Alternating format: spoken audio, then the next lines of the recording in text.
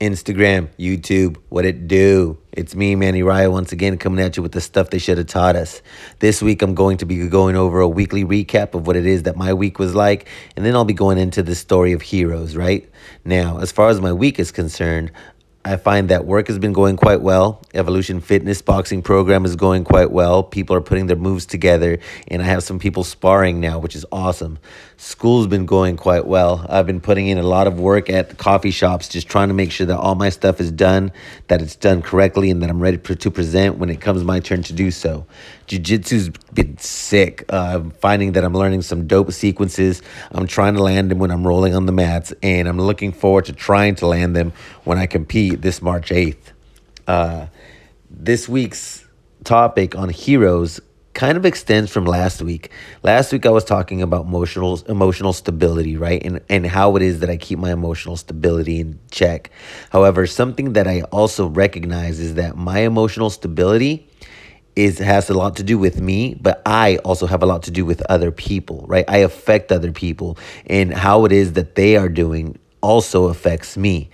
And I took that into account when I went to a probation office the other day to pick up proof that I was a ward of the court till I was 18.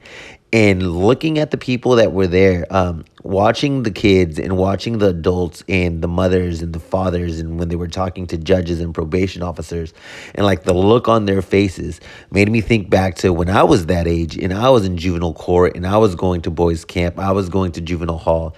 And how for me, it was just another day. It was like Monday, Tuesday, Wednesday. Didn't matter. That was just my everyday life that I was used to, right?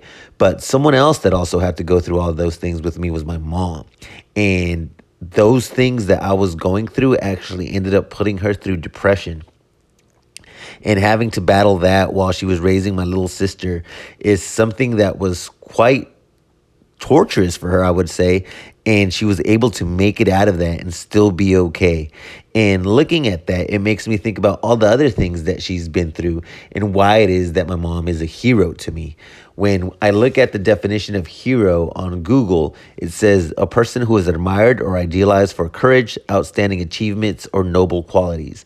And when I bring that to mind, I think of my mother, right? However, when we look at heroes or we look at American heroes, I can look at the list right now and you have Benjamin Franklin, George Washington, John Adams, Daniel Boone, Thomas Jefferson. You know, rarely are we ever thought that people that are like us are heroes, right? Superheroes are beyond anything, right? These are people with capes and people with masks and people that we could never be, right? However, when we talk about heroes, we have to recognize that these are people just like us, people that go through things like us. And I remember being a kid and thinking about who I would look up to or like what I thought was important.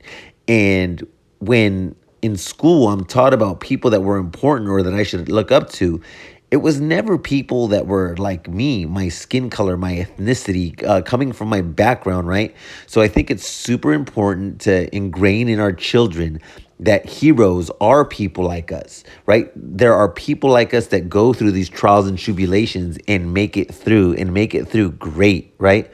And so talking about my mom as my hero, let me tell you a little story about who she is, right? She grew up in Mexico in abject poverty, where they were living in a house made out of adobe, that's mud and straw. In order to drink the water, which they had at their home, they had to boil it so that there would be nothing in there that would actually harm them. They grew up off rice and beans, and it was a bad state of growing up, right?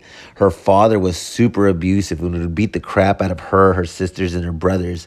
And it got so bad that at the time that she was 19, she talked to my aunt and uncle who had come to the States and were living in Santa Barbara to try to work something out so that she would be able to come to the United States as well, right? That she had to go through that whole process. And after that was done, she was able to come to the States and try to set her life together here, right? But you have to understand that coming to the United States as a Spanish-speaking immigrant, it's difficult.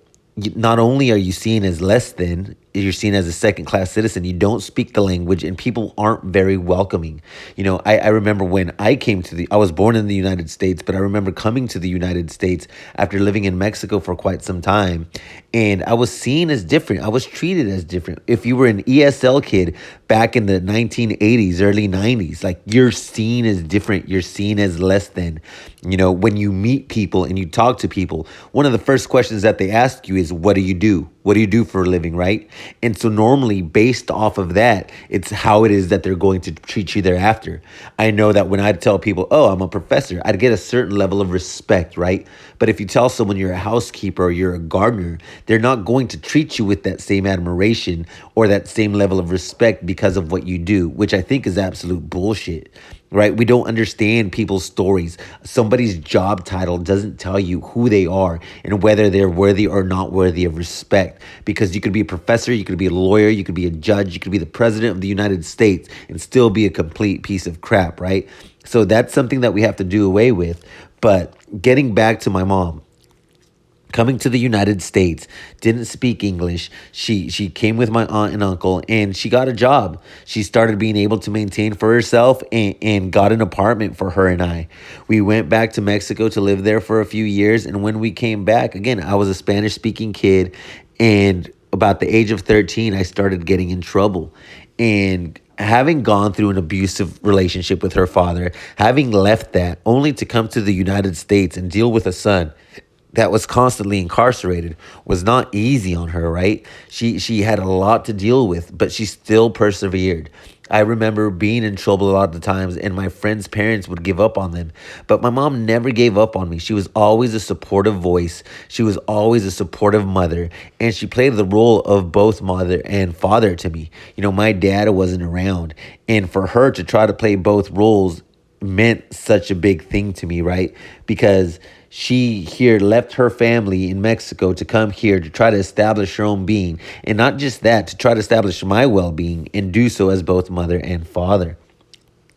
Now, having gone through an abusive relationship with her family, having left there and having to deal with the stigma that comes with being a Mexican American in the United States, having overcome the issues that she dealt with as her son being a gang member, she still fought through and she still held strong and she still stayed true to the person that she was. And to this day, she's one of the biggest sweethearts, most kind and helpful people that you'll ever meet. Those of you that know my mom know that she's willing to do anything for anyone at any given time just to help you. That's the kind of person she is, right? And she's been able to overcome adversity and still keep that kind heart. And that's what makes her special to me. That's what makes her a hero. Now, heroes in a greater context of society, I think, are so important to look at because they affect our self-identity, right? If I'm a kid growing up in the United States and the people that I idolize look nothing like me, don't come from backgrounds like me, how is it that I'm supposed to envision myself, right? You can look at recordings when they talk about people like me, Mexicans, being rapists, being murderers, being killers, and coming to the United States and not being the best people. How is it that that's going to affect me as a child and my identity, right? That needs to change. And I think the way that that changes is, again, by making heroes out of the people that are just like us, understanding that the American story, the American dream is about immigrants doing their best they can to become successful. And to me, that is my mother. She's a success story. And I think that we need to start looking at ourselves, start looking at the people around us and recognizing their successes and building off of those in order to build what America truly is, a multicultural society that is strong in its roots, right? Well, we are the roots of America. So I would suggest we focus on that. And I wish that that was the shit they taught us when we were in school. Thank you. Have a good day. Have a good night. Have a good week. And I'll see you next week with the stuff they should have taught us. Peace.